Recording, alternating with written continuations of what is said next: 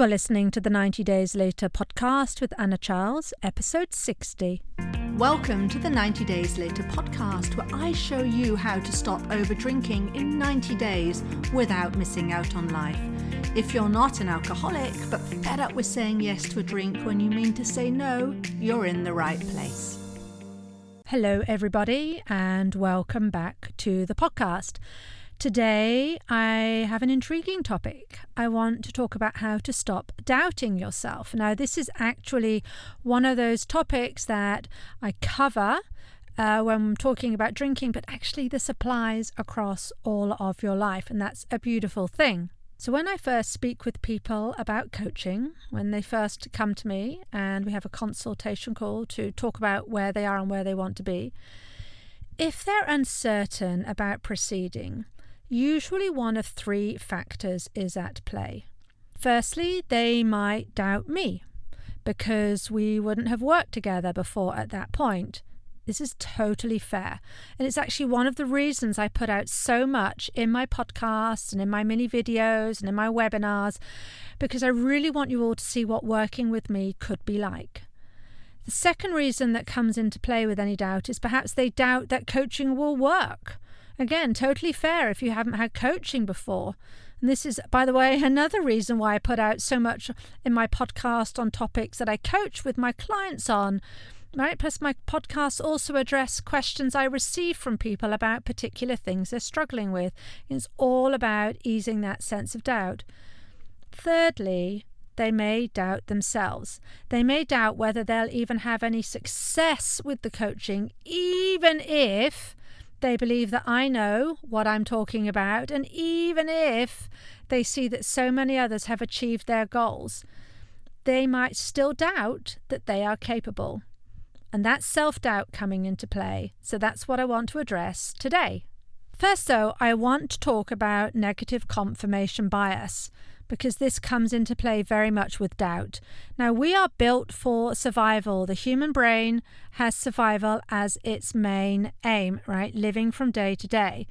And when you think about survival, change is scary because it actually threatens our survival. Now, we know it isn't a matter of life or death, whether we drink or not, right? But to the brain, which has been accustomed, got used to drinking in response to emotion, not drinking can seem a terrible idea because change is the unknown, and the unknown could mean death and destruction. Because back in the day, in the caves, remember that's how our primitive brains still work, change was unknown.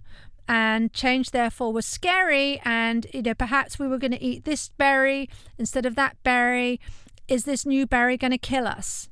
Right? We were very much programmed around that. So our brains are programmed to keep us where we are, keep doing the same thing, repeat the same habits because they're known and because they're safe. So that's the first thing to acknowledge. Know that your brain is built this way. So if you are on the doubting scale, right, of whether something's possible or not, I talk a lot about possibility in my work, but let's say you really doubt whether something's possible. That's okay. You're human. It's just how you're built. It doesn't say anything about you as a person. It says nothing about you and what you're capable of. Because here's the thing, you see, our brains are high negativity manufacturers of thoughts. Think about a time when you didn't overdrink or when you managed to go alcohol free.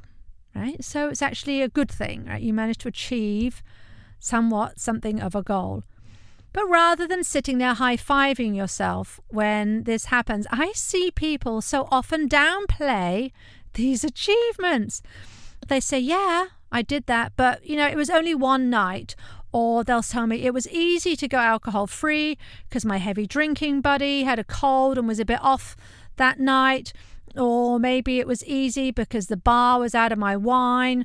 Or maybe it was easy because, I really had to drive. There was no choice. Or something similar. Or maybe you say, yeah, I did that, but it was a fluke. I have no idea how I did that. I have no idea how it happened. And I couldn't even be vaguely certain that I could do the same thing again.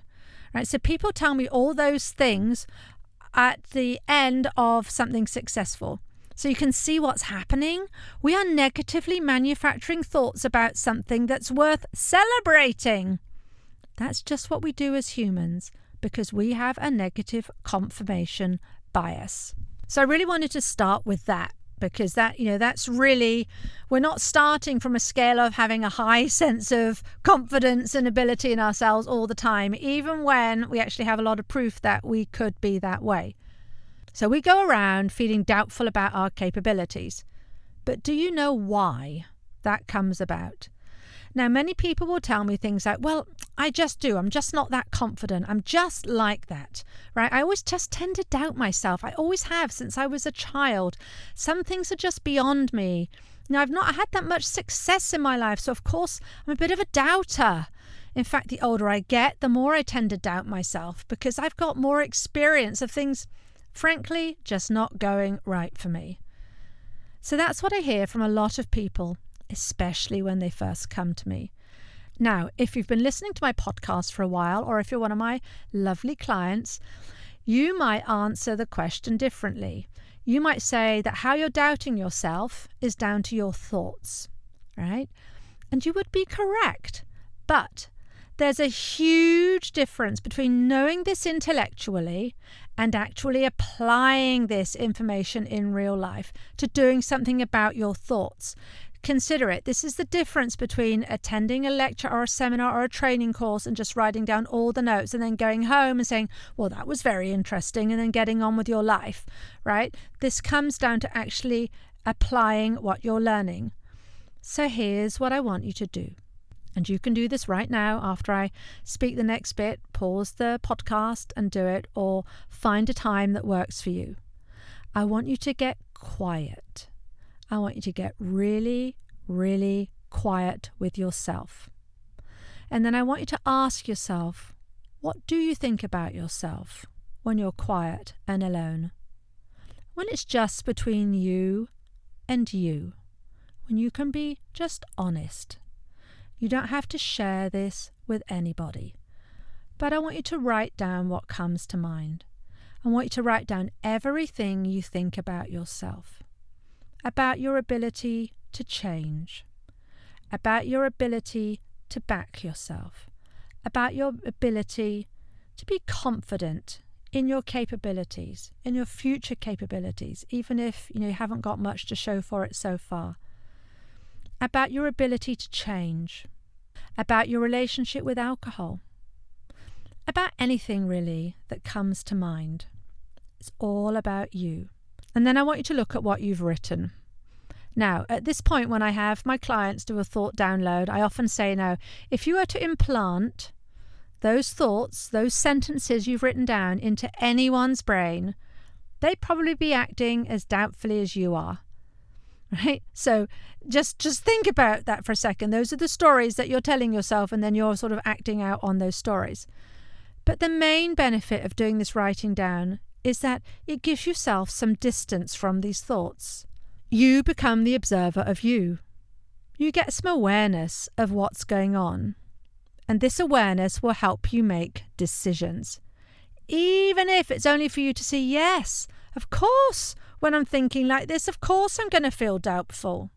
Gives you that ability to see what's going on. So that's all well and good, you might be saying, but what can we do about this? First, I want you to start by believing it's possible to change.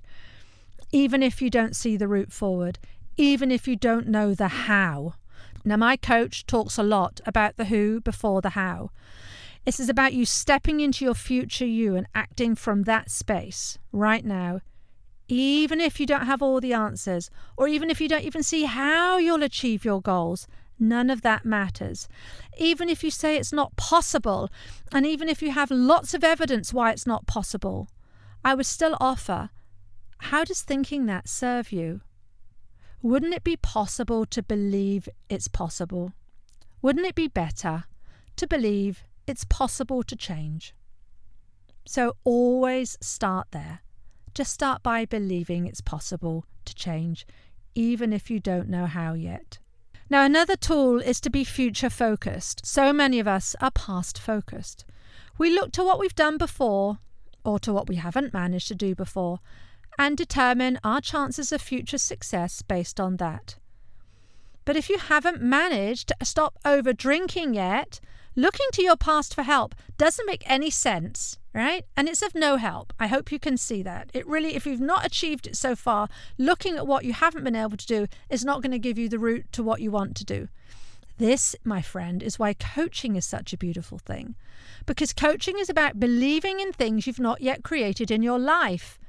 It's about removing the limiting beliefs that tell you what's not possible.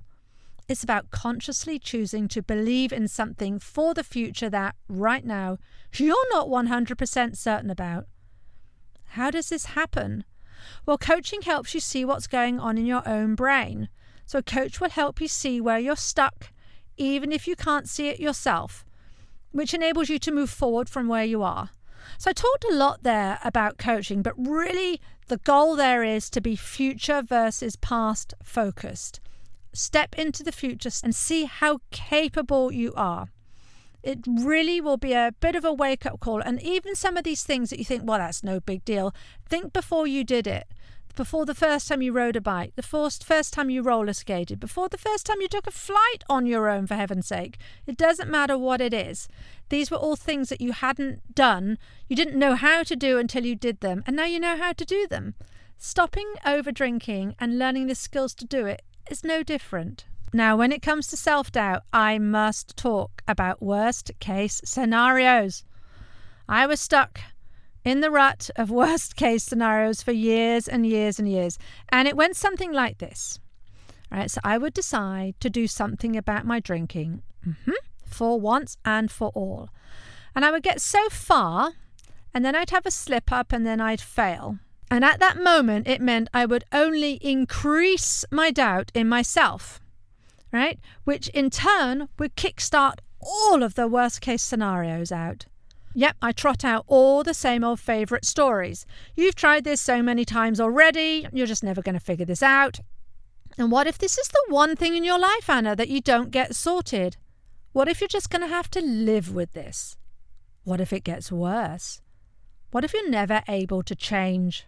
Now that, for so long, was my worst case scenario. Just what if I just wasn't able to change, right? I was incredibly capable, high achiever, just couldn't get my arms around this drinking thing, right? And I would do this until I would doubt myself so much. I would have these stories until I doubt myself so much that actually it was the doubt that was keeping me stuck.